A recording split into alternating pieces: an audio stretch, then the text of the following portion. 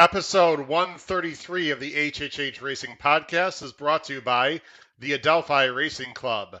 Adelphi is a racing club of like-minded people who enjoy horse racing and the camaraderie of being a part of something bigger than themselves. It's a true community. Adelphi's founding partners have all owned horses in other partnerships and syndicates, as well as their own. The overarching goal with Adelphi is to blend the benefits of solo ownership without the administrative hassle, but with the thrill of the partnership experience.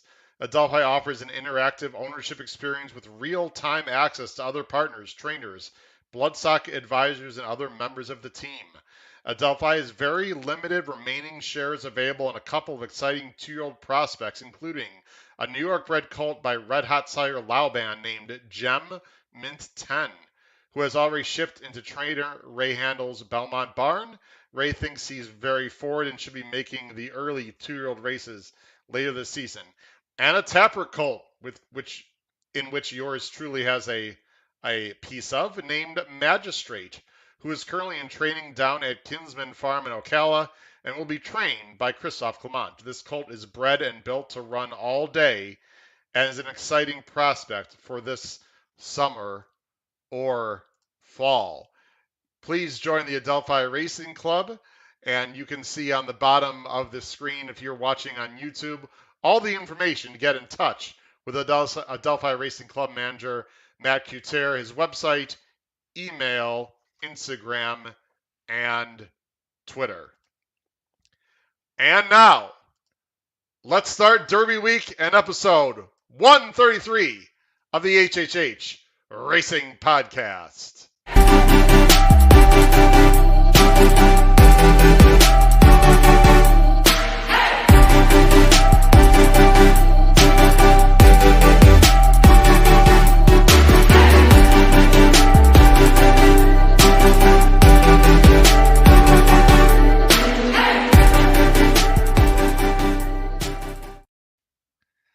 Good evening and welcome to episode 133 of the HHH Racing Podcast. I'm your host, Howard Kravitz. It is Derby Week.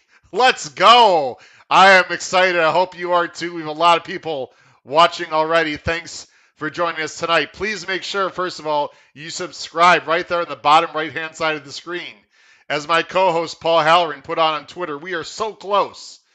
We're like 13 subscribers away from the big 1,000, which is a really big, important goal for someone that starts on YouTube. Please make sure you hit that subscribe button on the bottom right-hand side of the screen if you are not a subscriber. And then also hit that notification bell so you know when new content arises. And, of course, also smash that thumbs up button. That'll tell YouTube this is an exciting show to watch. You can follow me on Twitter on my name tag, at H. Kravitz. And at the bottom of the screen, you'll see my email, hkravitzhorse@gmail.com. A lot of exciting things to talk about. Let's go ahead and first, very quickly, tell you what's happening this week on the show as I go ahead and bring up some information here. Let's talk about this week, first of all. On the show this week, as I go ahead and share my screen here. There we go, folks. This week, we have 6+ hours. That's right. The best YouTube live podcast you're going to find for horse racing. 6+ hours of live coverage. Expert, nationally known, renowned handicappers. Video replays and stats. We're going to talk about horizontal bets like pick fours, pick fives, pick sixes, and vertical bets such as trifectas, superfectas, etc. And plays for the Oaks and the Derby. Also, there is the lineup for this week. Of course, today we're going to be talking about post-position conversation for the Oaks and Derby. Also, we'll be discussing race flow and paces for these races. And we're going to talk about the bottom 10 Derby horses by the, by not the projected, by the actual now morning line odds. And I don't know if you saw some tweets from me today. The morning lines, yikes. Not very good job personally, but we'll talk about that. Then tomorrow, we're going to talk about the top 10 Derby horses by the morning line odds. We'll go into detail on those top 10 horses. Then on Wednesday, I'm very excited. It will be exclusively talking about the Kentucky Oaks Day card and stakes with specific to the late pick 5 with a fantastic guest, Frank Mustari, who is a nationally renowned handicapper and winner of many contests, and a big surprise. I can't tell you what it's going to be. Even our co-hosts do not know who's coming on Wednesday. And then finally, Thursday will be specific to the Kentucky Derby Day with stakes and emphasis on late pick 5. You can see detailed analysis of the Derby with, how about this? The 2021 NHC champion, Justin Mustari, son of Frank Mustari. It'll be Justin's first time on the show. We're going to get great information from the NHC champion. I don't know about you. Doesn't get much better than that for a lineup, ladies and gentlemen. So that's our lineup. Also, we have a lot of people watching. Please make sure you comment in the live chat on the top right-hand side of the screen. Let's see who's here. Christine is here. Christine, thanks for joining the show. Barry O'Brien. Barry, where am I watching the Derby? That's actually a great question. It is to be determined. I'm actually not sure yet, Barry. Charles B is here. We have Tanya. Not just 1K, Tanya. I agree. I mean, 1,000 would be awesome. I want to get to 2, 3, 4K. Please make sure you do that. Jim Pilar is fantastic. Jim is here. A 10:30 first-time post. Am I going to take off work that day? Shh. I'm a full-time teacher, Jim. I can't take work off. What are you talking about? James Quinn is here. James, thank you for joining the show. Dean is here. Guys, we have a lot of people already, so please make sure you comment in the chat. A few other quick promos I want to talk about before we bring on our guest tonight. We have a podcast pool going on. Actually, I need to go ahead and bring back that previous screen that I want to bring. So just hold on 1 second, please. If you don't know, we have a podcast pool going on. Podcast pool number 4 has started. If you're not familiar with the podcast pool, the easiest thing to do is look below the video player. Just click the show more button below the video player, and there's information, or you can email me, hkravitzhorse@gmail.com. Now is the perfect time to join podcast pool number 4, and you have until Friday noon Eastern time. Again, you have until Friday noon Eastern time is the deadline for the podcast pool. We put group tickets together, and also we're putting a $1 superfecta bet into the Kentucky Derby. However, if you want to play the $1 superfecta group ticket, you must be a part of the podcast pool. Again, if you want to play the $1 superfecta ticket in the Derby, you must be a part of the podcast pool. You can find about details below. And just to let you know, we have a lot of people already part. Let me read very quickly. Are you listening and viewing out there? These are the people that are already part of podcast pool number 4 and the superfecta bet. Leonard W., David L.A., William C., Mark D.E., Derek P., Donald R., Joe S., Ken Z., John L., Matt M., Brad A., Richard B., Ramon C., Tim B., Joseph W., Paul C., Steve H., and Lee F. All those people are already part of the pool. And ladies and gentlemen, I'm happy to announce, as of 8:10 Eastern Standard Time here on Monday, we have already collected, are you ready? Drum roll, anyone. Over $2,000 for the $1 superfecta bet already. Let's keep it going, folks, because we need a lot of money. It's a very difficult play to hit. So again, please join us on the podcast pool. All right, ladies and gentlemen, I think that takes care. I'm just looking at my rundown here of everything I wanted to promo. There's other promos below the video player. My wonderful co-hosts are anxiously awaiting to get on, so let me go ahead and bring them on here in just a moment. One of our co-hosts, by the way, smashed the late pick 5 at Santa Anita on Saturday. And by the way, if you are a current member of the Race Day blog, let me just bring that up too real quick. I have to do this, folks, because the Race Day blog was absolutely on fire. If you subscribe to the Race Day blog right now, comment in the chat on how good the Race Day blog was this past Saturday. It's only cost $12.99 the entire month. What happens is every Saturday I give you spot plays, price plays, ABC grids, pick 4s, pick 5s, and the podcast pool smashed the pick 5 at Santa Anita this Saturday for $3,100, and I had a $14 horse, a $20 horse. The podcast pool was, excuse me, the race day blog was outstanding, if I may say so. But don't listen to me. Other people will chime in and talk about how good the podcast pool. Please, you can sign up there on Patreon, and now is a great time to do that as well. All right, ladies and gentlemen, let's bring them on here. We have two fantastic co-hosts that are going to join me right now as I double check everything, make sure we're good to go, and we are good to go. From the East Coast, let's bring them on. Pete Visco and Paul Halloran. Gentlemen, how you doing tonight? Welcome to Derby Week. Oh, welcome. Pete, great job on Saturday. Thank you, Paul. Thank you, Howard. Of course, I was at a family wedding doing nothing, although I did hit the last race at Belmont. But anyway, we all have our crosses to bear. Pete, are you ready for Derby Week? How much of that 6,200 do you plan on dumping into Oaks and Derby weekend? Well, unfortunately, only half was mine because I was dumb enough to bring in a friend of mine as a partner. So I was regretting that after the fact. And then, I left a nice little chunk in the account for Friday and Saturday for sure. There you go. Paul, by the way, you might want to turn the light a little bit down behind you. It's a little bright. You can certainly have it on, but it's just, I don't know if it's possible to turn it down or move it over a little bit. Yeah, Either let way. me work on that. Or not, no problem. All right, Paul's going to go. I'm just going to remove Paul here real quick from the screen.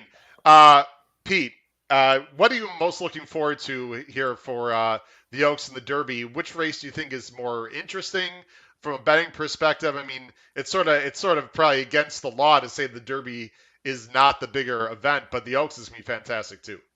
I mean, I think the Oaks is the better race. I think it has the top heavier horses where you can get excited about. I think we talked about it last week where there's basically you got speed, you have mid pack, you got closers, and they're all of the top horses. So it should make it for an interesting actual race. The Derby, I love the 20 horse field. I love just the betting opportunities, and you can't go wrong. I mean, even if you like the favorite, if you hook it with the right other horses, you can get paid. So not too many races that we have in America afford you that opportunity. So I'm looking forward for both for different reasons, maybe. Yeah, by the way, Paul, you're muted, just to let you know. I'm sure you'll go ahead and put that mic on when you're ready. The first thing we're going to be talking about, gentlemen, is going to be the Kentucky Oaks. We got a lot of things to do. Just so everyone knows at home, if you're watching live or if you're listening later on Apple Podcasts, Spotify, or Anchor, we're going to plan to go to approximately 9:15 this evening, and the same thing, maybe only about 9 o'clock tomorrow, Tuesday. Wednesday and Thursday will be longer shows. We're definitely going to go to probably about 9:30 Eastern time because we're going to be going through the races. Paul, I'm going to go ahead right now here if you give me a moment, and we're going to talk about the Oaks first. Let me go ahead and bring up first the field for the Oaks, and then we're going to be talking about obviously how the post positions and the race flow work. So everyone, right now we're going to be bringing up, let me go ahead and take this banner down here. I'm going to go ahead and bring up the field for the Kentucky Oaks 2022. And there it is. I'm going to go and leave you guys on the screen there. You got Secret Oath, Nostalgic, Hidden Connection, the morning line favorite, and I don't know about you guys, I thought a little bit low for the morning line favorite. Nest, 5-2, Goddess of Fire, Uguri and Echo Zulu, fascinating. Two main speeds are right next to each other. Venti Valentine, Desert Dawn, Kathleen O, Cocktail Moments, Candy Raid, Shahama, and Turner Loose. Now, for everyone, again, we are not going to be specifically handicapping the Kentucky Oaks tonight. If you followed us on episode 132, we did go through the entire Oaks field in pretty good detail. Tonight, we're only talking about what we think of the post positions and the race flow, etc. So, Paul, let me go to you first, sir. You see the post right there. Did anyone in your mind get a very favorable post or an unlucky post position? I don't think anything drastic, Howard. I think Asmussen has to be pleased with Echo Zulu being right in the middle at number 7.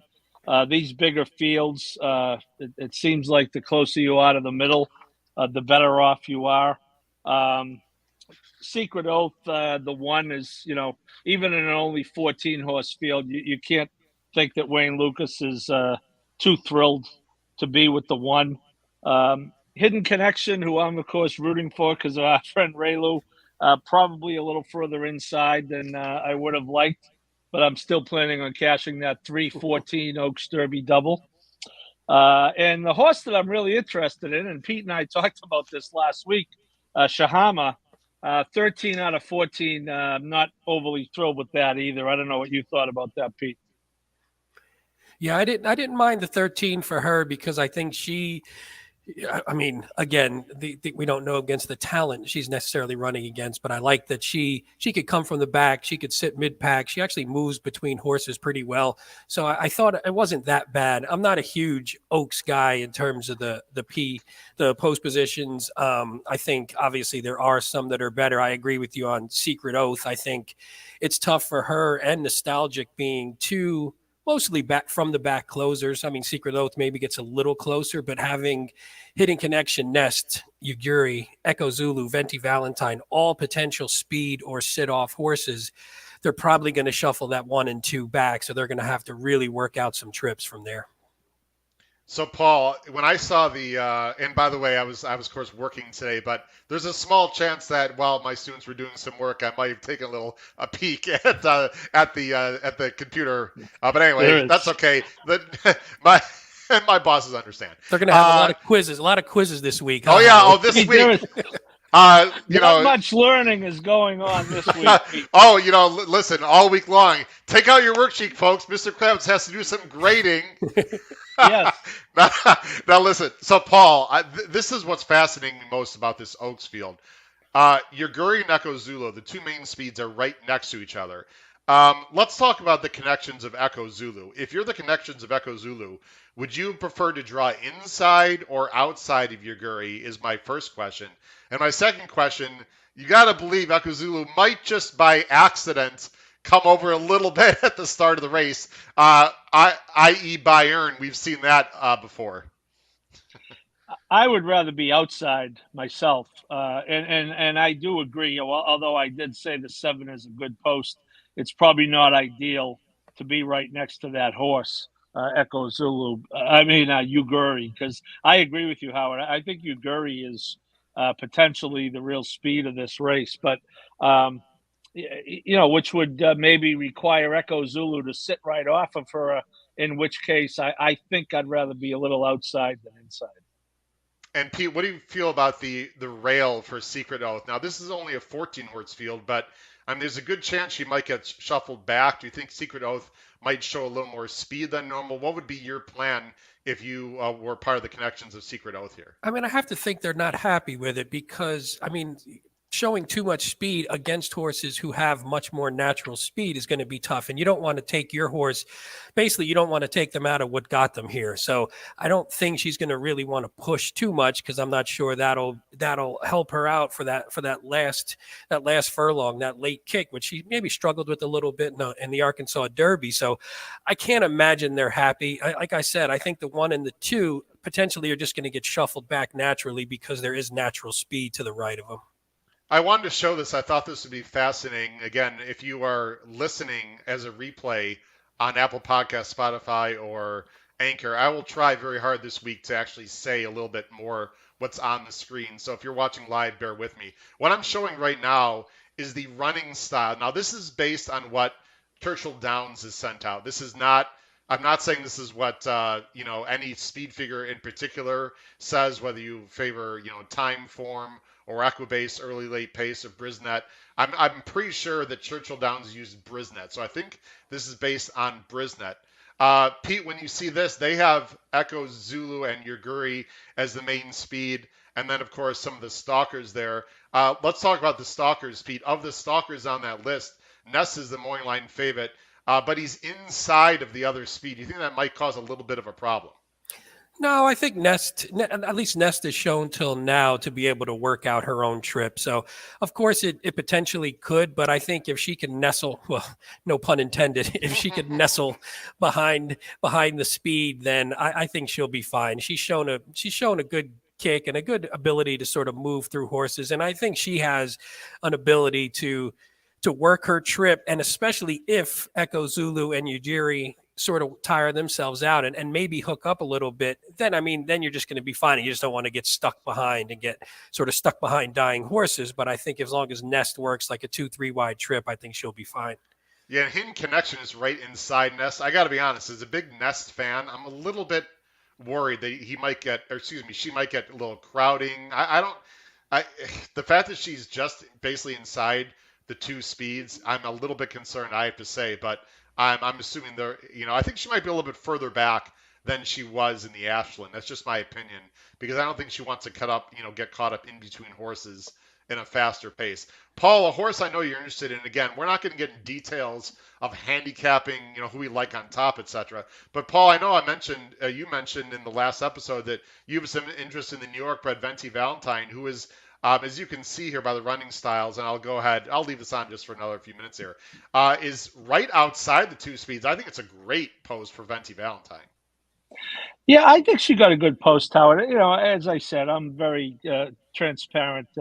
I'm a New York bred guy, so I was sad to see Unoho scratch today, even though he had no chance in the race, I don't think. But, I would agree with you on the post. If this chart that you have up, Howard, is correct. Oh, sorry, I'll go back to it. Go ahead, I'll go back to it. If that's somewhat accurate, going a mile and an eighth, I want those. I want the horses in those first two columns. To be honest with you, although I think I'm going to bet Shahama. But my point is that's not a lot of speed to close into. Again, if this materializes, I think Venti Valentine in this particular race could be closer to an early speed than a stalker. To be honest with you. Yeah. By the way, we've. Sorry, I want to show it. Raymond Cromley. Just want to give some props to some people that I've not seen on the chat either in a while or at all. So Raymond, thanks for joining. There are a lot of well-bred horses this weekend, Raymond, for sure. So no question about that. All right, I'm just going to go ahead. Up, we got. Will it be the Calvin bow rail ride for Secret Oath? We'll see. I'm just going to say, Christine, and we'll get more into the handicapping as I go ahead and bring back the field. I will say, in general, I'm a little bit against Secret Oath. I think she might be a little over the top. I don't know. I'm not sure how I feel. Gentlemen, before we talk about the Kentucky Derby, these morning lines, you got Kathleen O is the second choice, 7-2. Pete, anything stick out to you in terms of the morning lines?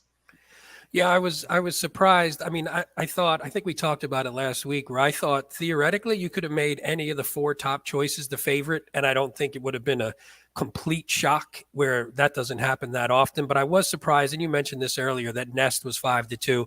I was thinking maybe favoritism wouldn't be any lower than 7-2. So that was the one that surprised me the most. The order of the favoritism wasn't that shocking. I mean, I think you could have put those four in almost any order, and you wouldn't have necessarily been wrong. But I think the 5-2 on Nest really, really surprised me. Paul, outside of Shahama, which I know you like, let's say someone said, Paul, I need a double-digit morning line horse to win.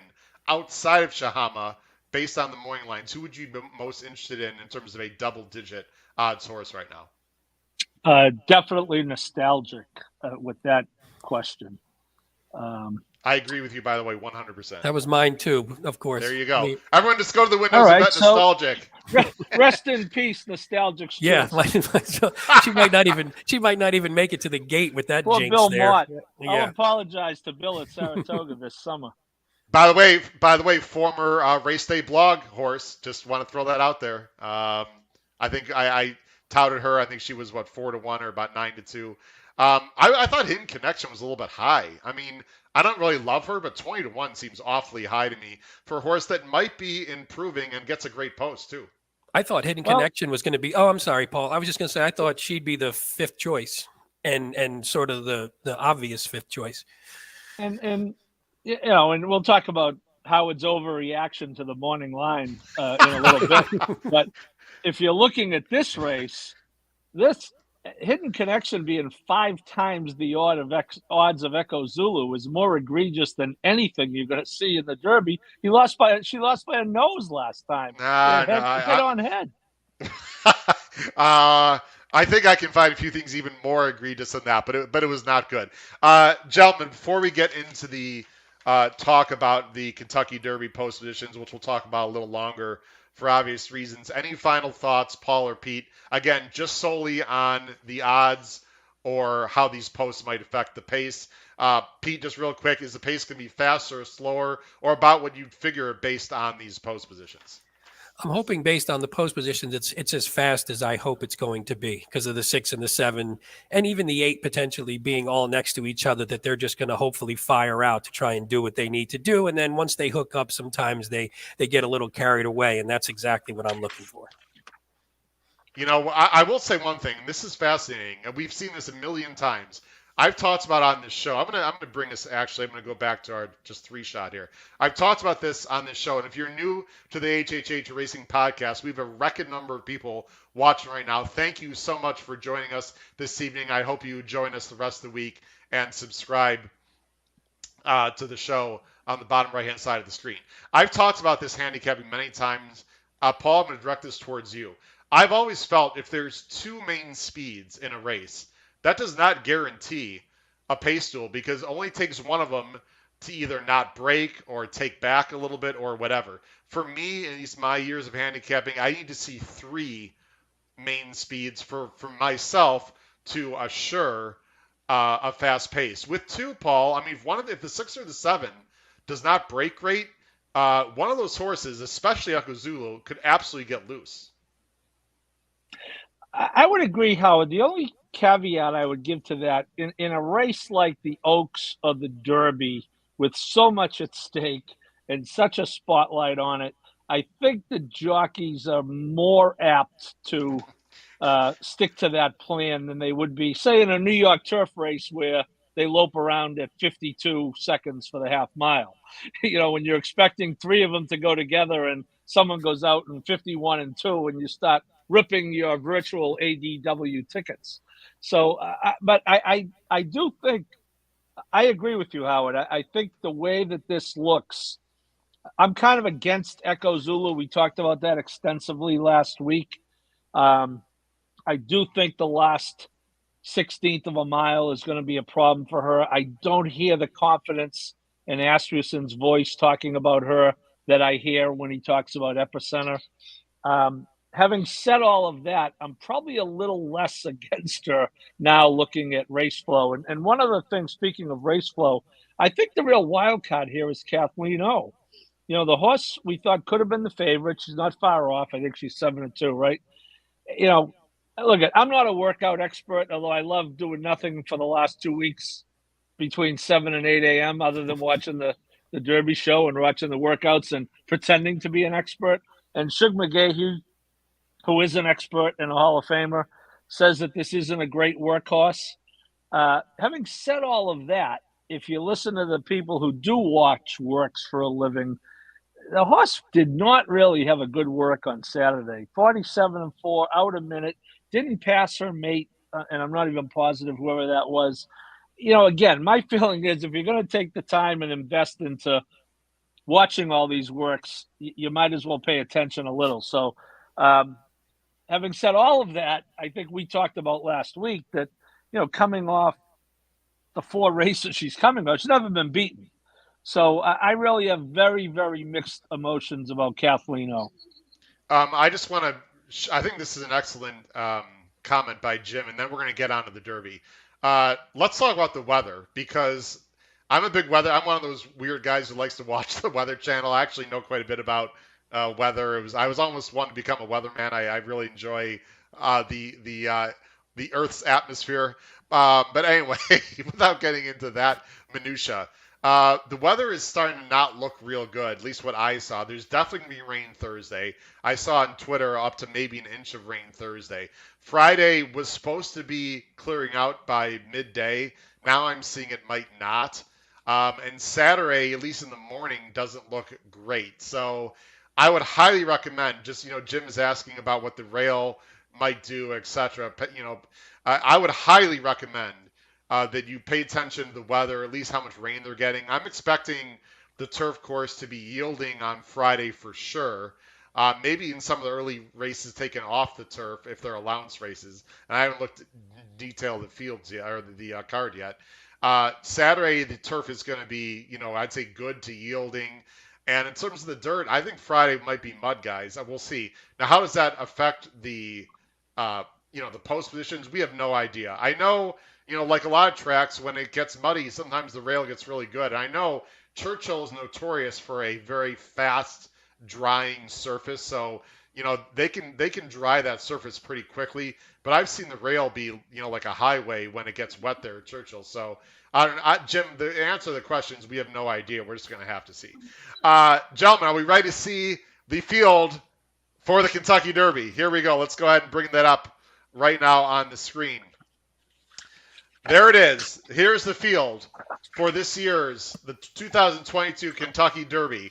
You got Mo Donegal, Happy Jack, Epicenter, Summers Tomorrow, Smile Happy, Messier, Crown Pride, Charge It, Tis the Bomb, Zandon. There's your top 10.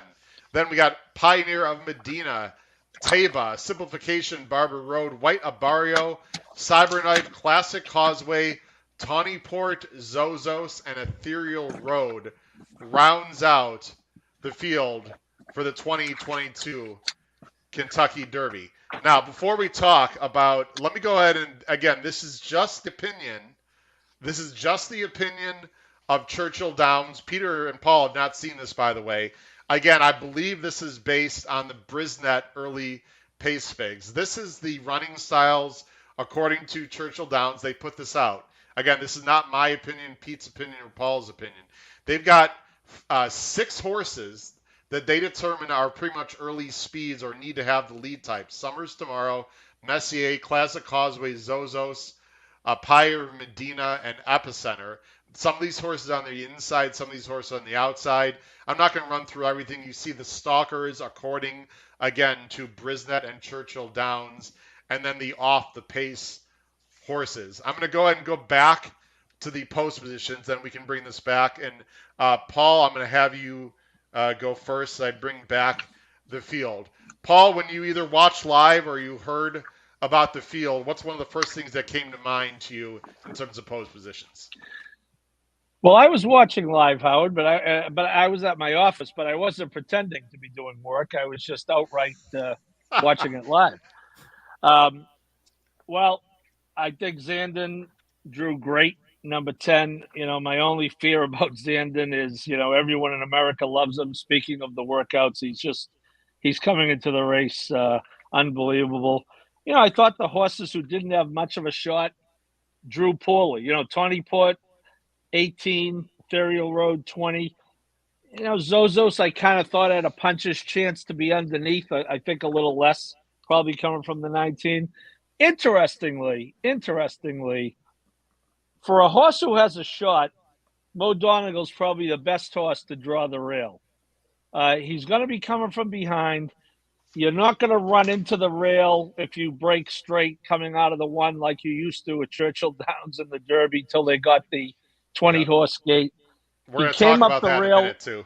Go ahead. He came up the rail in the wood. He's got IRAD on him. Again, do I think Todd Pletcher wanted to draw the 1? No. But of the horses, I think a lot of horses, you look at the 1 and say, perhaps not much of a shot. I don't think it hurts Mo Donegal as much as it would hurt most horses. I've got some nice surprises for Paul and Pete. And Pete, I am going to show. We are going to talk about the spreadsheet that you sent me. So thank you very much for that. Paul, I got to push back because that's part of horse racing. How did that work out for Known Agenda last year? Well, come on, bring it on, Paul. It didn't work out well for Known Agenda, but I don't think Known Agenda was the exact style horse that this is. I think Mo Donegal has a much better chance in the last quarter of a mile than Known Agenda would have had from coming that far back.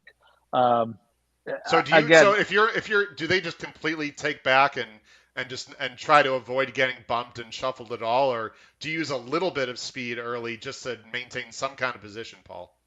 Yeah, I think again with the gate being the way it is, I think in the old days, Howard, you had to go a little bit because, as I say, if you had the 1, you would run into the rail. So now you look at this is the new gate.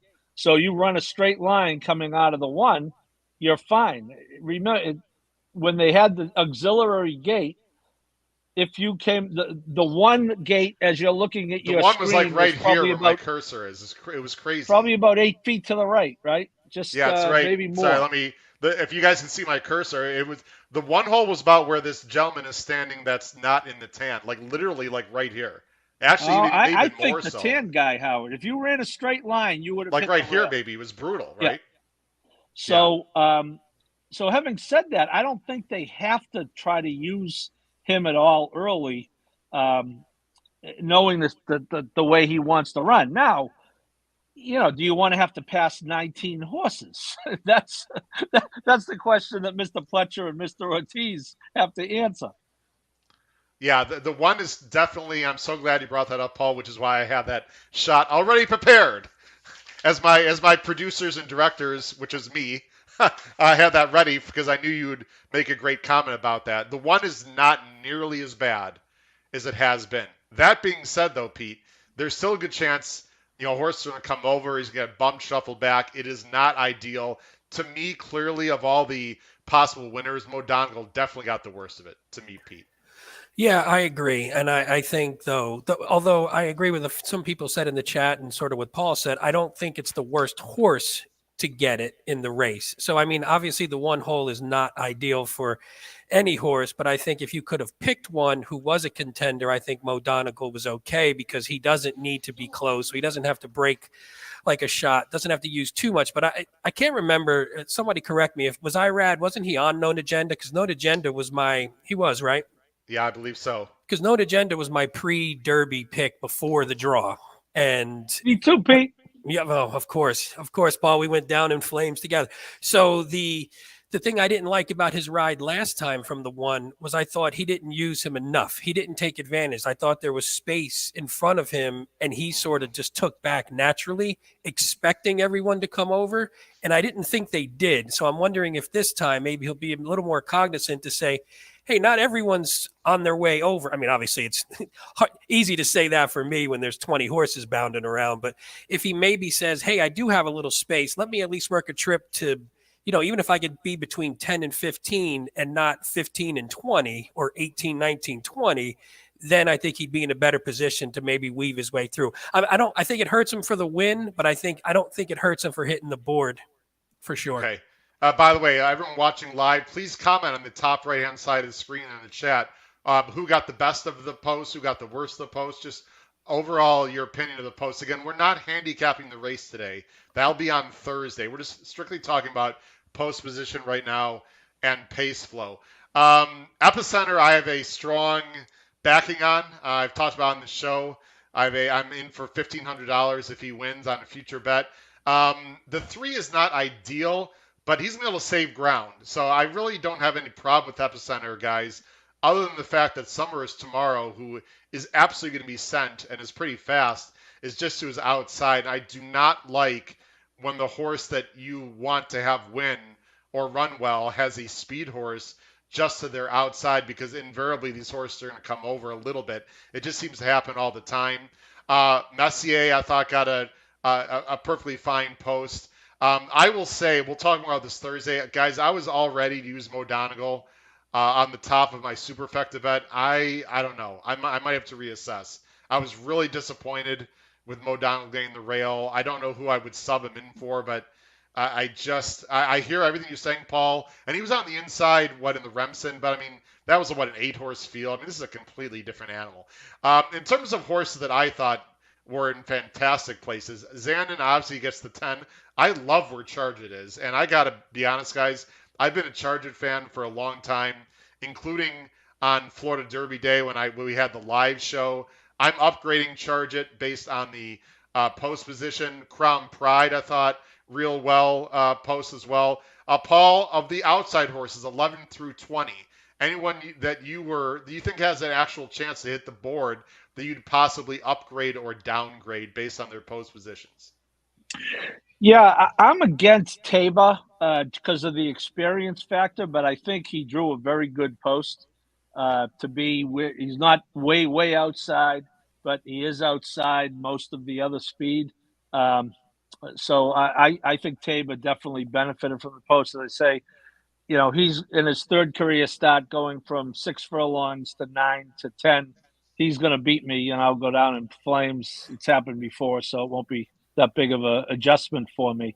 But post wise, Paul, the Millennium Force, Ronald agrees. Sorry, I know we're covering up your face here. Sorry about that. But Ronald, thanks for joining the show. We got a lot of new people. I'm so excited. We have so many new viewers joining the show. Millennium Force, Ronald, thanks. He agrees with you. He thinks Tabe also got a good post. I'm sorry. Go ahead, Paul.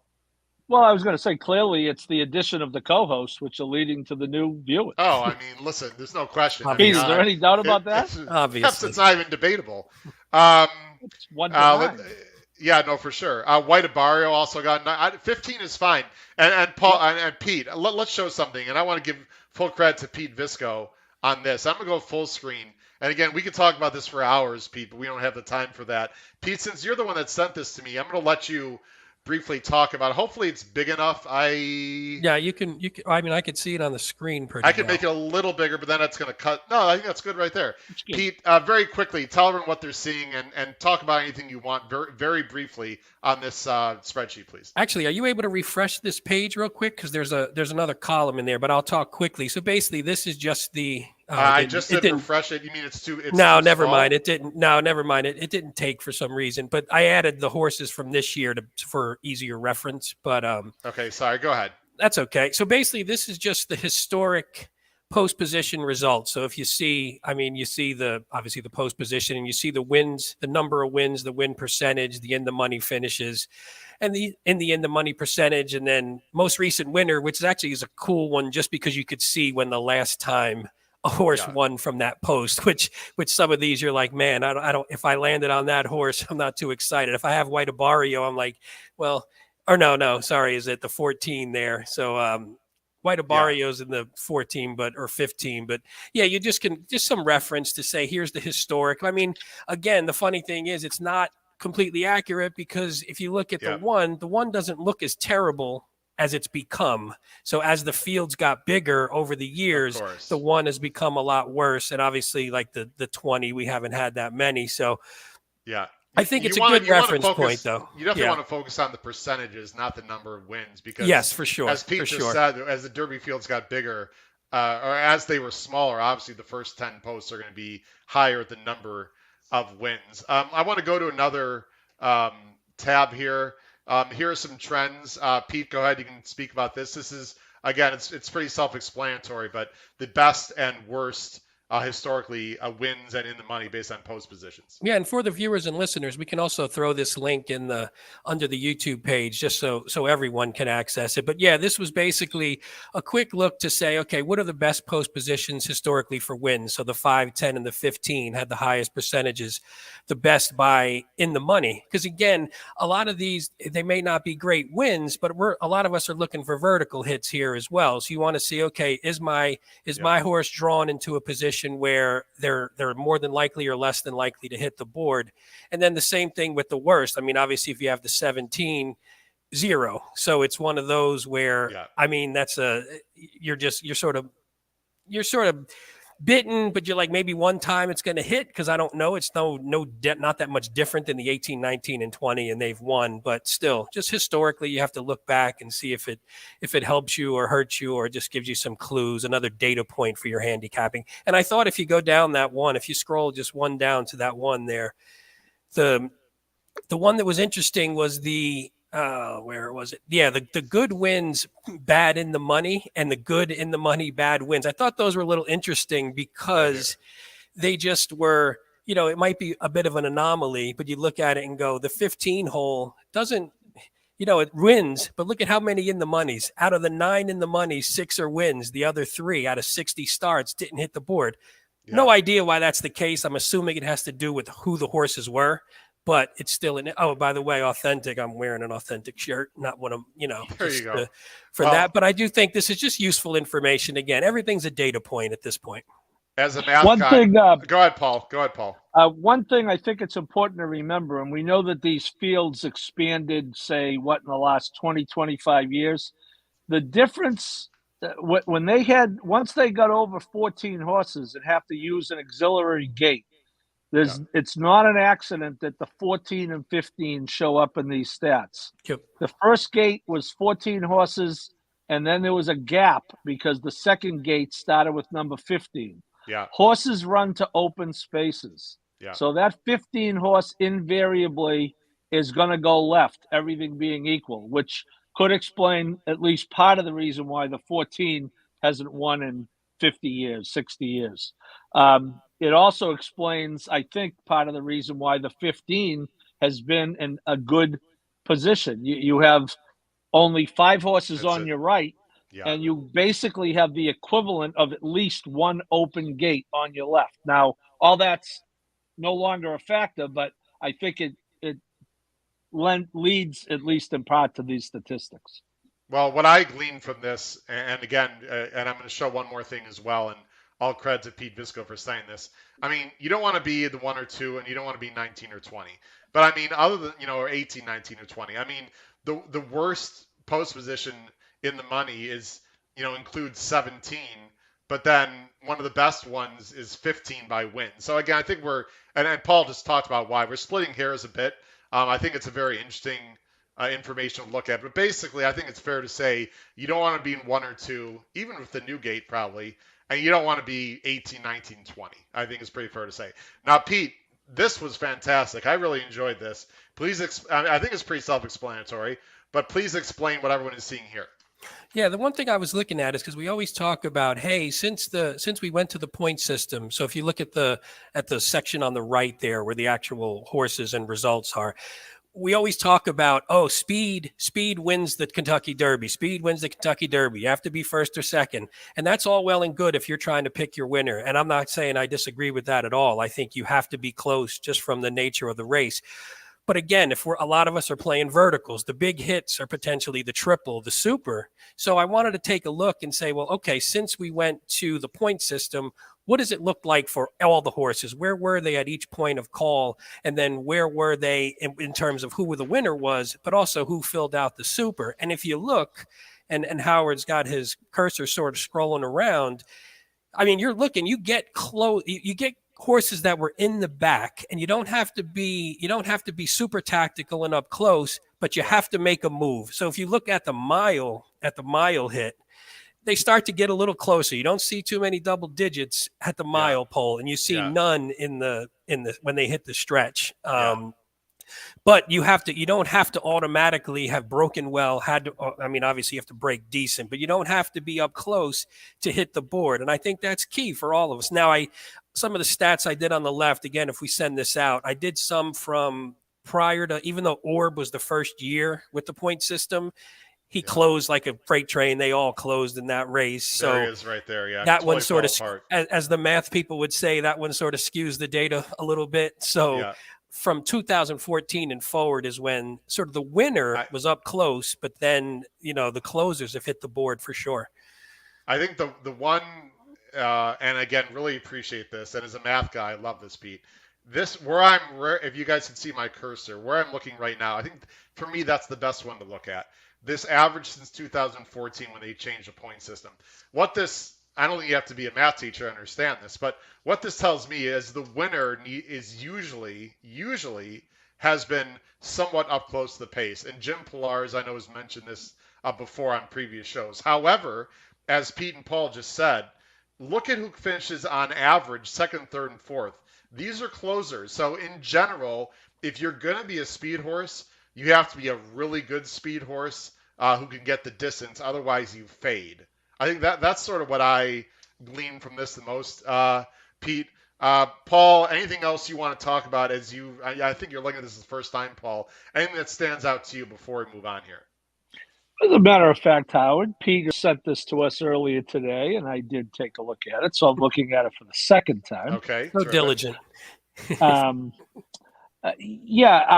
think one of the reasons why horses aren't coming from the clouds to win. Well, there's 2 reasons, right? One, with the point system has led to, the Trinibergs of the world not getting in the race. Yeah. But 2, you got to remember, even if a horse is getting tired up front, how hard is a horse going to be coming in the last eighth of a mile, having never run that far before? It's one thing to say, okay, he's a big closer, but how much is anyone going to have left in the tank in the last eighth, never having run a mile and a quarter before? We know a few of them are, right, Yeah. because someone's going to get it, but it's kind of like the Belmont. The biggest misnomer ever is you need to be a big closer to win the Belmont. That's the all-time worst betting angle in the history of betting angles. Okay, because who the hell is coming with a lot of steam after running a mile and a quarter? So I do think, though, you're right, Howard and Pete. Those underneath spots are where you are looking for those horses, and I'm looking at this pace projector, Howard. I did see that earlier today, and I'm with you on Zandon. And boy, I hope this is wrong. I don't care how I fast the pace I moves. have to I don't want. say, listen, I love Timeform US. Craig Milkowski, who runs Timeform US, put this out on Twitter. I love seeing this because I don't usually get the actual pace projectors. I just look at the early Timeform.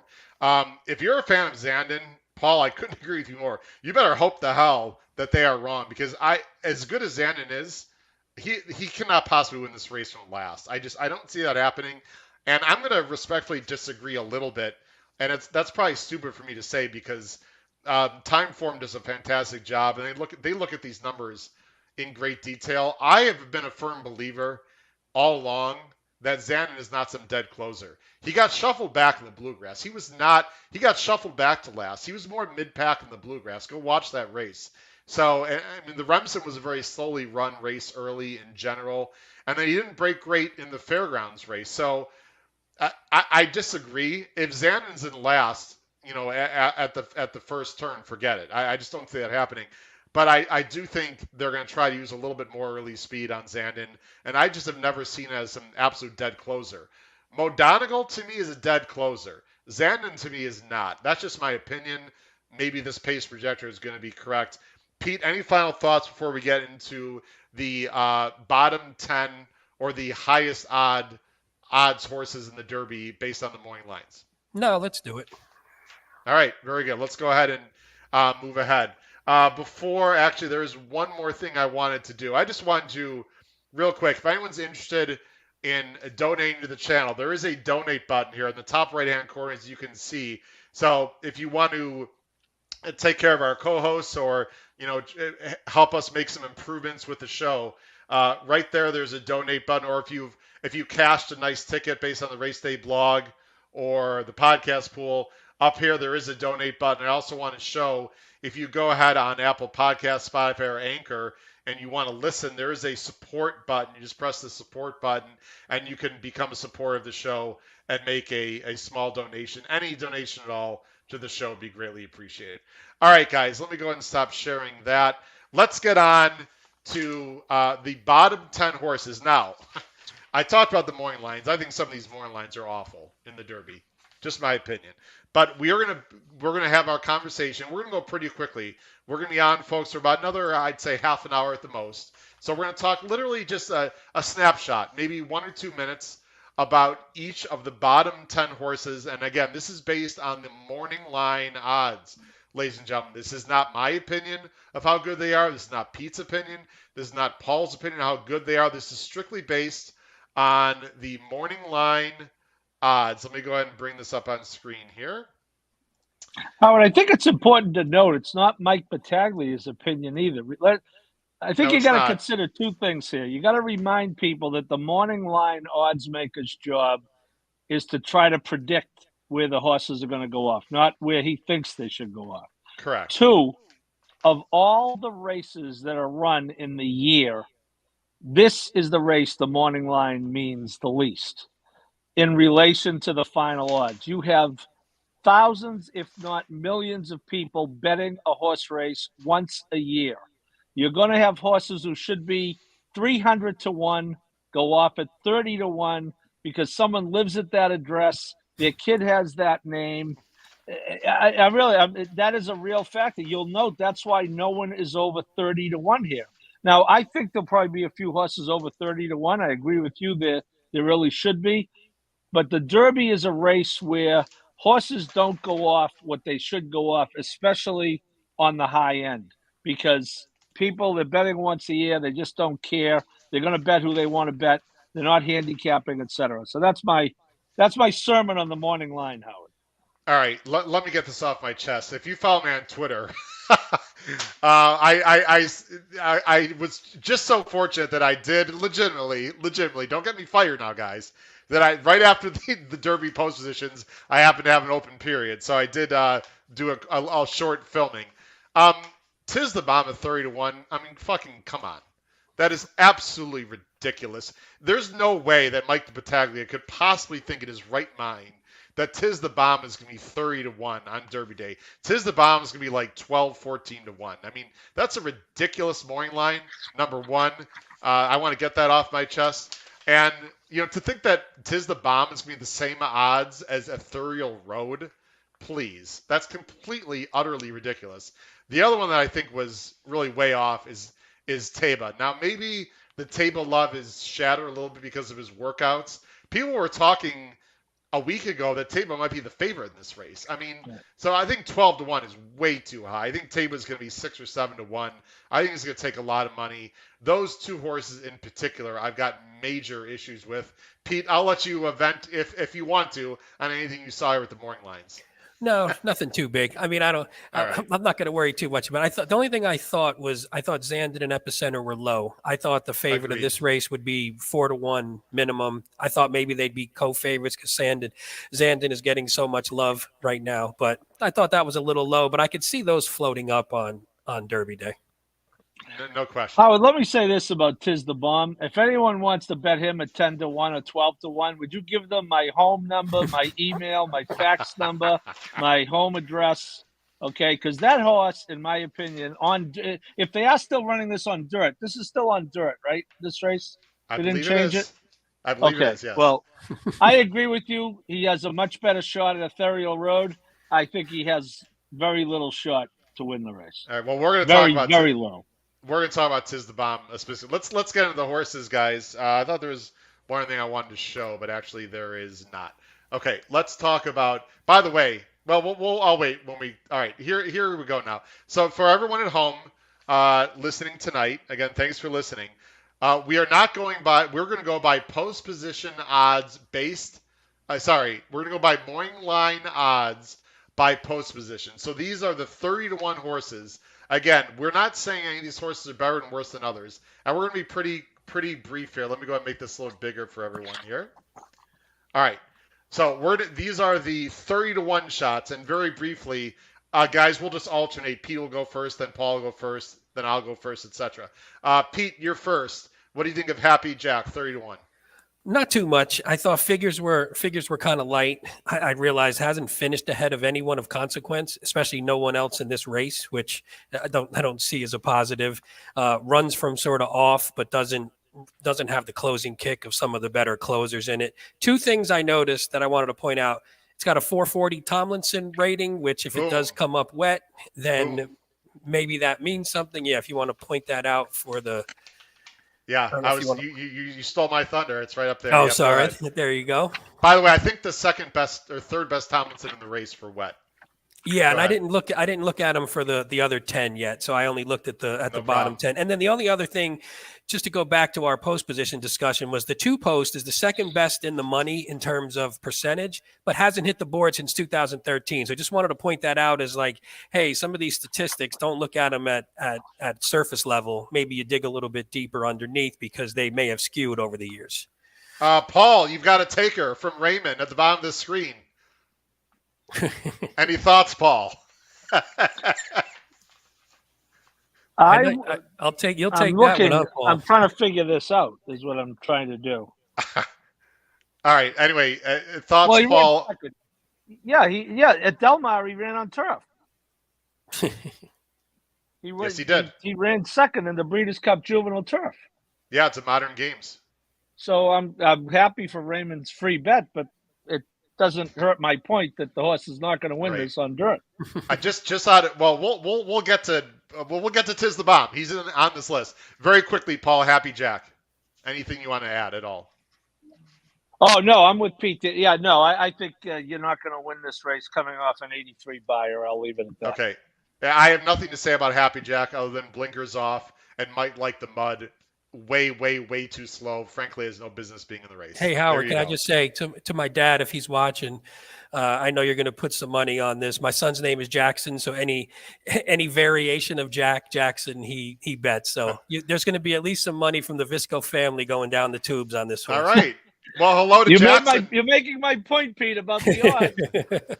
Jackson, if you listen to this from Howard, the guy who began this podcast, don't listen to your dad. Take your allowance and bet $5-10, whatever you got, Jackson, on Happy Jack, because that horse is going to win, buddy. Good luck to your namesake. All right.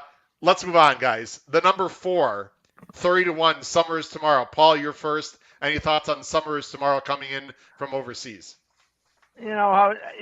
All sprints except for that UAE Derby, and I guess we're going to find out how good this is. Everyone is the only horse being raved about more in the mornings, and Zandon is Crown Pride. Every morning I have to listen to the enthralled announcers about him doing his figure eights behind the gate. Who the hell cares what he's doing behind the gate? But having said that, for his first race, for this horse, first time going long, I don't know what else was in that race. But do I like him here? No, I think he's probably got to go the lead. And I think if you're the other horses, you make believe he's not in the race. Pete, if you like Crown Pride, you have to like Summers Tomorrow.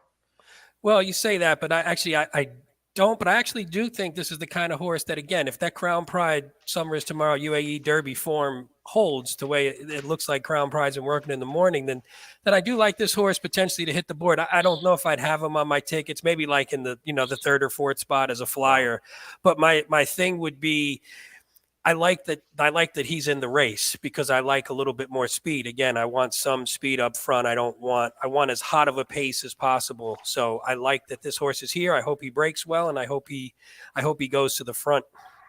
I'm just noticing the number of people. I am so enthralled and happy. Please make sure you subscribe. Bottom right side of the screen. We've got a record number of people, guys, right now watching this show in its entire history. Thank you very much. And please check out our shows the next 3 nights as well. And if you're interested in any of the promotions, look below the screen. Guys, Summers Tomorrow would be a great candidate for me to finish last. I think he's going to show a lot of speed. I think he's going to drop anchor on the turn, and I think this horse could very easily finish last. Pete Visco, I love you and respect you. If you think this horse can finish 3rd and 4th, I think you are effing out of your mind. Well, how about that, Pete? Take that, Mr. $6,200 pick 5 guy. I don't care. I mean, I probably this will be probably if I hit the all button in the 3rd or 4th spot of a triple or a super, then I'll be rooting for this horse to hit the board. Well, rumor has it there's a big $1 superfecta bet being played by the podcast. So you would throw him in underneath in the superfecta bet, wouldn't you? Well, no, not if I was limiting the horses, probably, but if I was going, it depends how spread. Right. I mean, I can't. It's hard to build that ticket. Can I say one thing to a commenter, Charles B? Yeah, real quick, and then I want to move on, please. Is it this sure. One? Tis the Bomb broke his maiden by 14. The only thing you want to look at for some of the other listeners is that was an off the turf race too, so you're not going against natural dirt horses. So not that wasn't impressive, and I love Tis the Bomb as a horse, but just want to keep an eye on something like that. Listen, go ahead, Howard. This has been the buzz horse of this entire show. Let's get right to him right now. All right, here we go, guys. Here's the PPs.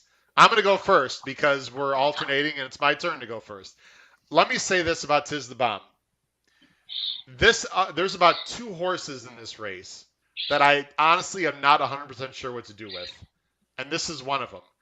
Paul, I hear everything you're saying, but I will say a few quick things briefly.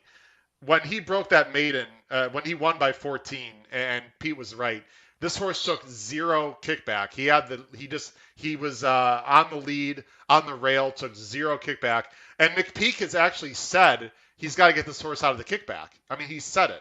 This is from the trainer. So, however, they also said that if it's wet, that might move this horse up. I think he's talented. And I don't know if he's the next Animal Kingdom. I mean, that's the comparison people are making because Animal Kingdom was supposedly a turf horse too. And turf horses can run on at Churchill. Of all the dirt tracks in the country, Churchill is one of the few tracks where turf horses can run well. Barbaro had high knee carriage. Um, Animal Kingdom won. So all things being equal, if Tiz the Bomb is going to run well, Paul, on a dirt track, I think Keeneland is the one. My problem is when he took dirt in the Holy Bowl, it was a complete disaster when he took dirt in his face. And so I have misgivings. However, in my opinion, and Paul, I'll let you comment first. I really feel like this might be a pace meltdown on Saturday. I know that goes against everything people have been seeing. It goes against what Pete showed. I just think there's a lot of speed in this race, and I have a gut feeling this horse can clunk up and be in the money. Paul, I guess you've already expressed your misgivings on Tiz the Bomb. Well, again, Pete points out the race at Ellis, they didn't want to run him on dirt. They ran him on dirt against 6 horses who presumably they all wanted to run on turf. He went off at 3-5, so he's supposed to win the race. And his other dirt stats, his debut at Churchill, 7th of 8. And what about the Holy Bull? The Holy Bull on dirt at Gulfstream with 3 horses who are in this race. Yeah. He's 20 Disaster. lengths back. Yeah. Now, that was his first start of the year. We can give was. him, again, I don't hate the horse, but I think the horse, at 30-1, I guess he's not going to be overbet. I don't think he's going to go 30-1, Howard. I think you're right. I think this line is off a little. People are going to see the 5 wins. People love ones in that right-hand column. Yeah, They're going to see 5 wins. All those people I talked about earlier, the once-a-year folks, they don't know what those little T's in the circle mean or the little A's. They're just going to see wins. And I don't like them. Pete, any quick thoughts on Tiz the Bomb, and then I'll end my Tiz the Bomb discussion. No, I think he's been working well on the dirt, which for what that means, I don't know if it means something one way or the other. I'm with you about potentially clunking up. I mean, you never know. Turf horses has done, Patio Prado got in. Patio Prado was a turf horse and actually made a move. And so I think you never know, but it's a talented enough horse. So it's not like it's a bum who's used to riding on the turf or synthetic coming to this. It's a really talented horse. I'd rather just see him on the turf because I think that's what he's going to be top notch at once he gets to it. I'm not 100% with the distance either, but listen, the horse is improving. I mean, I don't know. I don't think he can win, but I might be using him in second in my supers. I know it. Boy, it goes against some things I believe, but I just think this is a very talented horse. I think he's one of the more talented horses in this race. And if he can, handle the dirt or whatever the scenario arises, I think he's interesting. I really do. Let's go to Pioneer Medina. Howard, quickly, just one last thing on him. There was an interesting workout scenario the other day when Smile Happy and Tiz the Bomb was supposed to work together, and they ended up working well apart. Smile Happy ended up being like 5 lengths in front of him, but galloped out a lot better. I think they both went in about 48. But it was just one of those. Ken McPeak didn't seem that happy that things did not exactly go according to plan. He wanted to work them together. Yeah. Okay. Pete, Pioneer Medina, a late entry here. Blinkers off, Pletcher, Joe Bravo. Any thoughts here? I got another. Just want to. These are still 31 horses. Go ahead. Yeah, I thought this horse, it's again, I think we talked about him a little bit before, but he's been working really well. He could sit a decent trip. I mean, if he gets first run, he could be one of those horses that gets first run and then maybe gets gobbled up. I don't like him on the top by any means. But again, if he's for 3rd or 4th, if he's the horse that sort of sits off the speed, I mean, he's really tactical. So if he sits off of it and can get a trip and work a trip out and then get like that first run at the leaders, but then not be good enough, but still everyone else behind just isn't catching up except for the top horses who run maybe 1, 2, then I think this one could hit 3 or 4. The only other thing I thought, the 11 post hadn't been historically good, but it's hit the board 3 times since 2016. So again, you look at those post position numbers and there's always alternative aspects that you could see in more recent races. But yeah, to me, it's another one potentially in the 3rd or 4th spot. Paul? I have mixed feelings about this horse, Howard. He missed the work on Friday the 22nd. They ended up working him, I think, a few days later. I'm really big with the Derby on everything going perfectly if you're going to win the thing. Worked with Charge It. He was second best galloped out pretty well. Overall, it was a pretty decent work for both of them. They went 59-3, I believe. He is going to be an underneath play for me. If the race flow is how you think it's going to be, Howard, um, I I like him less.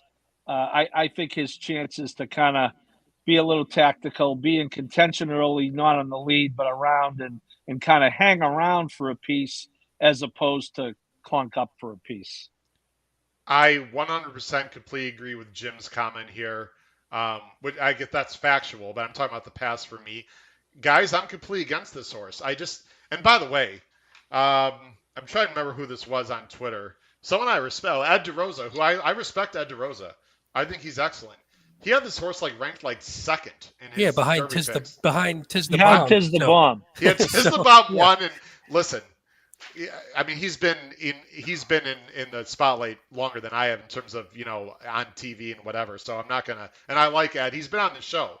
I don't get this horse at all. Okay, if I think it's gonna be a fast pace, or at least an honest pace. This horse can't pass you or me, and now he's facing some monster closers, and I don't think this horse will be in my superfecta at all. I think this is one of the few horses I think may not even be in the top four. I don't get the love for this horse.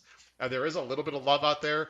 People see, first, third, fourth. He was getting perfect trips, and this is going to be a completely different scenario. So I'm totally against Pioneer Medina, in my opinion. Let's move on, guys. The next 30-1 horse is Barber Road.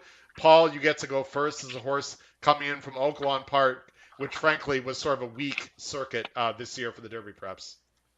It was. There was no doubt it was. There was no doubt that I'm partial to our friend Ray Lou. There is no doubt that him getting up for second in the Arkansas Derby helped me greatly because I liked Cybernight and the exacta was much better with Barber Road. So having said all of that, I am definitely using the horse underneath. 88 as a top buyer. He's got to jump up. He's training pretty well. He, in my opinion, fits that profile that Pete, that we all were, but led by Pete, we're talking about. I do believe he is the long shot who will be running late, who can come in and get in the Tri or Super. I really do. Pete? Yeah, it's a funny one because I on everything that you look at, I don't necessarily like the horse. I feel like you have to at least hit the 90 buyer number to be a threat. And then this horse hasn't beat any other horse in this race. So no matter where he landed, and he's a horse who's run second, third, second, and he hasn't, as long as I looked, second, third, second this year, and he still hasn't beaten another Derby horse. So to me, that means the level of competition behind him hasn't been that good. So, but again, he's one of those, he just tries. He always runs his race. I just have a feeling he's going to be the one who sort of gets shuffled back, closes for 12th, and you're like, hey, you know what? Maybe I'll bet him next time out. He was flying at the end, which I've done a million times. But I mean, again, if he hit the board, I wouldn't be shocked. So it's one of those where I just don't know with some of these closers. They just seem too slow. But if everybody's dying at the end, maybe he clunks up for fourth. I like this horse 5 times better than Pioneer Medina. How's that? And I'll tell you why. Only because of the pace flow. I mean, we just looked at that spreadsheet. How many horses that looked like dead closers were coming from the back and clunk up for third and fourth? If there's a fast pace, I don't think there's no denying this is one of the better closers in the race. Now, he's a lot slower than Mo Donegal and Zandon, and you can name them. But I just don't see a lot of horses that can make major moves in the stretch.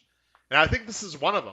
If the pace is quick and if Raylu gets the right ride, I'm using him in the super guys for fourth for sure, maybe third. It's going to depend on my ticket instruction. I think this is the bomb that could sort of clunk up and get the money in the super. I really do. I'm not a fan of this horse in general. I just have a gut feeling that Saturday is going to be a great scenario for Barber Road. Not only that, he's been inside too much. I think if this horse wants to get to the outside, if he's on the outside, I think he's got a great shot to get in the money. I mean, like the Rebel race, which we're not going to get into great detail. That was a weird ride in the Rebel where he sort of had to veer to the inside and come between horses. If Rayleigh just keeps him out wide and the race falls apart, this horse is going to be coming late, I think maybe for third or fourth. All right, next one, guys. Again, we've got 5 more horses to go, and we're it's already 9:15. But what the hell? Who cares? We'll go through a little more quicker, guys. We have a lot of people watching. I don't think they care at all. I personally don't care either. So thanks again for watching. Next 30-1 is Classic Causeway, a late decision by trainer Brian Lynch and connections to go. I think this is me who's next. I hate Classic Causeway. He shouldn't be in this race. All he's going to do is make sure the pace is faster. Pete, any thoughts? Nope. I love him in the race because I think it adds a little bit of speed, but I think he's going to die just like you talked about. Summer is tomorrow. So not too much. I like him in the race. Hopefully he breaks well because if he doesn't go, then it causes some problems in terms of pace. So I'm hoping he breaks well, which he normally does. Plus he also drew the 17, which is the worst post out of all of them. So nope for me. He's got to go. I mean, Leperoux is not exactly a speed jock, but I mean, he has to go. Paul, anything you wanted to say about Classic Causeway at all? We talked about it last week, Howard. I think this was the horse, right, where the owners are in their 80s. They want to go to the Derby. Brian Lynch wasn't going to run this horse. He said he was off the list until a week ago. So and by the way, due to the owners, I think there's even a better chance this horse could set the pace at like 45-1, like 22-45. They just want to hear their name called. I mean, except if you were thinking of logical jockeys to do that, Mr. Julian Leperoux would not be roll off your tongue right away. I got to be honest. All the good. I mean, who do you want? Carmouche? I mean, there's who else are you going to put on this horse? I don't know. Anyway, I'm just saying. But I hear you. Looking for a guy to take him to the lead, I would absolutely want Carmouche on him. I don't know if he's going to have a choice. I think Classic Causeway is going to take Leperoux to the lead. I don't know if he's going to have much of a choice. Tawny Port. Pete, this is an interesting horse. Has been running a lot lately. Had to run in Lexington just to get in. Has a lot of running lines here with some of the top horses. Ran the Risen Star, really not that bad to 3 really nice horses. And then almost beat Tiz the Bomb at the Jeff Ruby Stakes.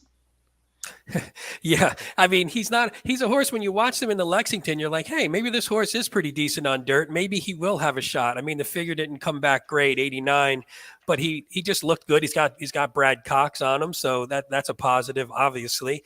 The only thing is the draw didn't help him at all. I think the outside post is really going to hurt him. So he's one where I'm probably going to leave him off. Again, if he sort of clunked his way up into the 4th spot, it wouldn't shock me, but he's going to have to do it off my ticket most likely. Paul? I think his post position is fairly indicative of where he will finish. I think that is a great way to describe it. I mean, he is a closer, but this frequent running line is just, I'm not a fan. I think, again, if the pace is really fast, they can clunk up for 10th, 11th, 12th. There's no chance. I highly doubt I'm using this horse in my top 4 at all. But congratulations to the connections for getting this horse into the Derby. All right, the last 30-1 shot here is Ethereal Road. I don't think we have talked too much about this horse either. Paul, I think you're first up. Do you want to say anything about D. Wayne getting a late entry in here? Well, he wasn't going to turn it down, Howard. No, hell no. 50th Derby starter, and God love him. He's 86, I think, and he's getting on horses at 5:00 in the morning, and I'm getting up to watch the Derby show on Facebook. So I'll tip my hat to the coach, but this horse should be 150-1 in this race. Pete? Agree. I don't see much. I think the 20 hole really killed him. He's either going to have to drop back to last or he's going to be hung 1,000 wide at some point. And his figures are terrible. Lucas is terrible in graded stakes races. And the only horse he beat was Barber Road, and Barber Road probably should have beat him in that race if he would have got a better trip. So the only horse in the field. Here's my thought. Let's go on to the next horse. Yep. We've got 2 horses left to talk about tonight. Again, thanks everyone for watching. The next horse we're talking about, we're now moving into the 20-1. Again, these are the 20-1 morning line horses, and there are many of them, but I just made a decision tonight. We're only talking about 2 of them, and I will say this is my opinion. These are the worst 2 20-1 shots in my opinion that we're going to talk about tonight. The first one is Cyberknife. I'm going to go first. Cyberknife put it all together last time. I was surprised that he won the Arkansas Derby.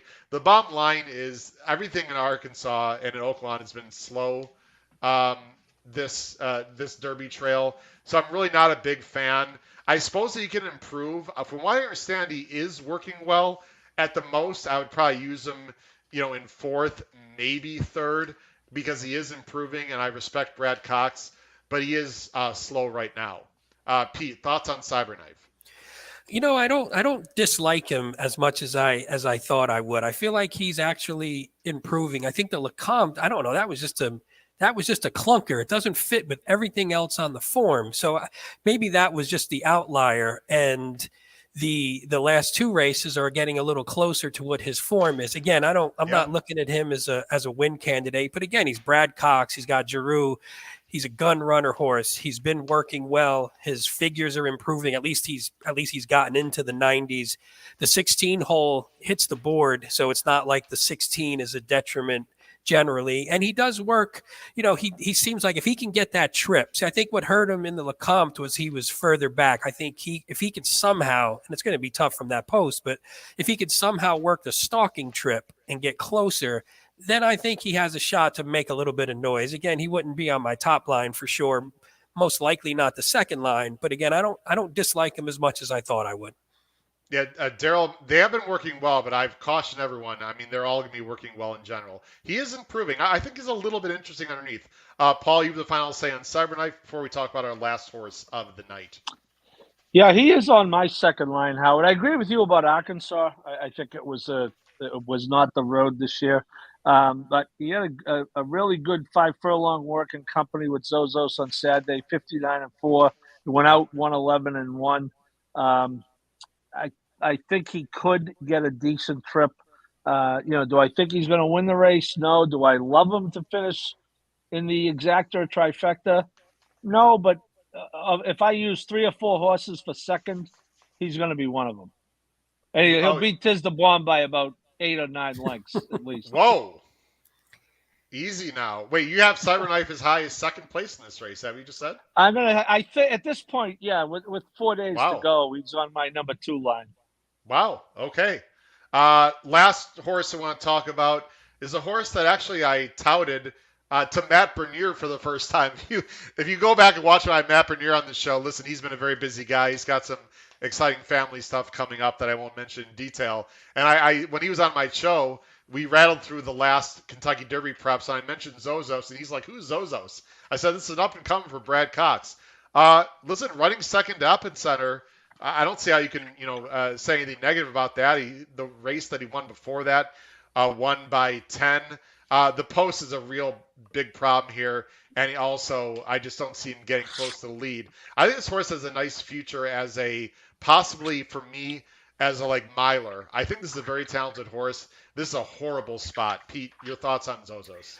Yeah, I thought he was one I was warming up to. Again, I'm not sure about the win, but I was warming up to him. And then when the post came, I wrote in my notes, 19 hole was probably a death sentence. So especially from an inexperienced horse, I mean, he's got 3 runs. Only one of them was in really good company, and now he's got to come from the 19 against some of the best horses in his class. That I think it's going to be really tough for him. So he's pretty much I don't know if he's a toss, but I think he'd probably be closer to a toss for me. Although again, if it comes up wet, he's a Speightstown, which is pretty good. Munnings, Yeah, yeah. 436 Tomlinson. Actually, I don't want to forget to mention this. Cyberknife, when we were looking at Tomlinson figures, he has a 480 as well. So maybe if it comes up wet He's for him, he's never run on the wet, but I just didn't want to forget to throw that out there.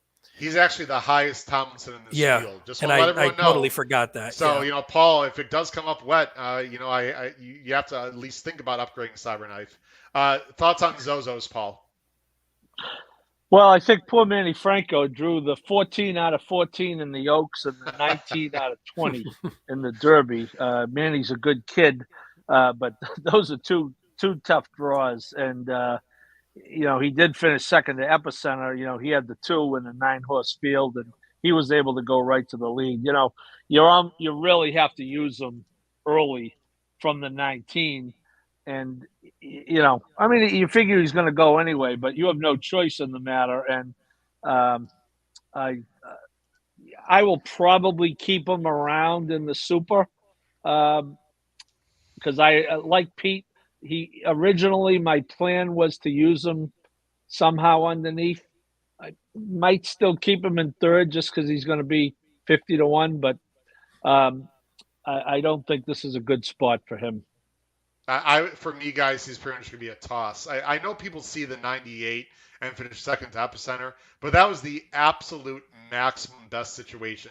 He had the 2-hole. He went to the lead. It wasn't that fast. Like if you're going to ask a horse to run their very very best, that was his very very best. This is a 180-degree difference from that race in terms of race flow, post position, talent, like I mean everything. So I actually think he might take a little sneaky money because people see the 98 buyer and the second to Epicenter. But for me, this is exactly the kind of horse that you don't play because of all the reasons that I mentioned. Plus, Guys, I it's been thought, a. sorry, I was just Go going to say, ahead, Pete. I thought that was the race where they were trying to test Epicenter to come off a little bit too. So he sort of toyed Yeah. with them, and they sort of wanted him not on the lead. So I think it even made it look a little better. But go ahead, Howard. Sorry. No, guys, as we end the show, I want to just again thank everyone for joining us tonight. We have 3 more big shows coming up tomorrow. Will probably be our shortest show of the 3. We'll probably just go about 1 hour. We're going to talk in detail about the top 10 horses in this Derby by the morning line. So basically, every horse that we did not talk about tonight, we're going to talk about tomorrow. And then, of course, Wednesday and Thursday, we have some great expert handicappers, as in addition, of course, to my co-hosts, coming in to talk about the Oaks Day and Derby Day. Pete, I'm going to let you have the final thought, and then we'll go to Paul, and then we'll end the show. Pete, any final thoughts about anything we talked about today? Post positions, weather, morning lines, anything you just want to add? No, I just want to say I hope the weather holds off because I hate when a big day is ruined by bad weather. So just rooting for that. And post position draw day, Derby week. How could you not be more excited for that? Paul? Yeah, I think it's a great week. I think from a pure handicapping point of view, the Breeders' Cup is the marquee event just because we have so many good, so many top races. But the allure of the Derby and trying to, figure out what these horses are going to do in a 20-horse field. And, in a lot of ways, ironically, it can become a crapshoot because of that. But there is nothing better. I mean, I know I got today, I worked, and tomorrow, and I'm looking at about a half on Wednesday. And then for that reason, I'm out, as they say. I'm all in. I think it's, and the Oaks card, too, we'll talk about Wednesday. I think it's 2 phenomenal days of racing. And it's certainly one of, if not our best, our second best week of the year in this sport that we love. Pete, will you do everyone a favor? Below the video player, Pete, in the comments section, Pete Visco is going to put the link. Is that okay, Pete? The link I'll do that to for that sure. spreadsheet. And Pete, thanks again. I thought that was awesome. So look below the video player in the comments section. Pete will put in the link to that spreadsheet that we had. For Pete Visco and for Paul Halloran, this has been Howard Kravitz episode 133 of the HHH Racing Podcast. We hope to see you tomorrow, Wednesday and Thursday, 8 p.m. Eastern. Thanks, everyone, for joining us tonight. Make sure you subscribe. We'll see you tomorrow night. Take care, everyone. Good night.